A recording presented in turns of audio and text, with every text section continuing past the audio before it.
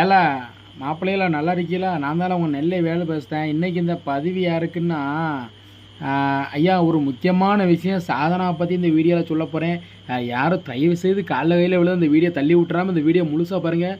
சாதனா பற்றி ஒரு முக்கியமான விஷயம் இந்த வீடியோவில் சொல்ல போகிறேன் ஐயா. அது என்னன்னா, ஐயா எனக்கு ஒரு 2 நாளாக ஒரே வாயால் வயிற்றால் எடுத்து வயிறு வலி தாங்க முடியல. இன்றைக்கி பார்த்தா ஒரே வயிறு எரிச்சல். நான் அந்த எரிச்சலில் வயிற்றெரிச்சல். ஏன் தெரியுமா? நானும் துபாயில் போய் கல் உடைச்சி பார்த்தேன், கூசை கழுனேன், பில்டிங்கில் ஏறினேன், கொத்தனார் வேலை பார்த்தேன், எல்லா வேலையும் பார்த்தேன். எனக்கு ஒருத்தர் ஒரு அவார்டு கருவாடு கூட கொடுக்கல.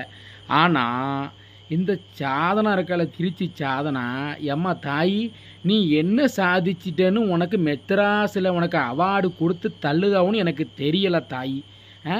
ஏம்மா நீ எதுவும் நல்ல அந்த படத்தில் கடத்தில் நடித்து தேசிய விருது வாங்கினியா? இல்லைன்னா நாடகத்தில் நடித்து அவார்டு வாங்கினியா? இல்லைன்னா சமூகம் செஞ்சு அவார்டு வாங்கினியா?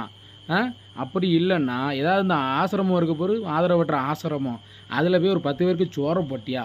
நீ சொல்லு.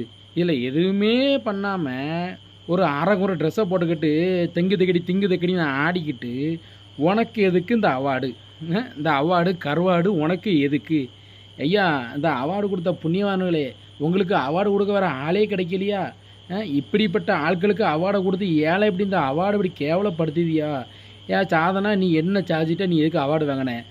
சொல்லுமா சொல்லு, எனக்கு சீக்கிரம் சொல்லு. எனக்கு சீக்கிரமாக சொன்னால் தான் எனக்கு தூக்கம் வரும். இல்லை வயிற்றெரிச்சல் கூடிக்கிட்டே இருக்குது பார்த்துக்கோ சாதனா. சீக்கிரமாக எனக்கு ஒரு நல்ல பதிலை சொல்லு சாதனா. ஐயா இந்த வீடியோ பார்க்குறேன் யாராக இருந்தால் சாதனாவுக்கு இந்த வீடியோ தள்ளி விடுங்க. சாதனா பார்த்துட்டு எனக்கு பதிலை சொல்லு சீக்கிரம். மாமா வீடியோ பார்த்துட்டு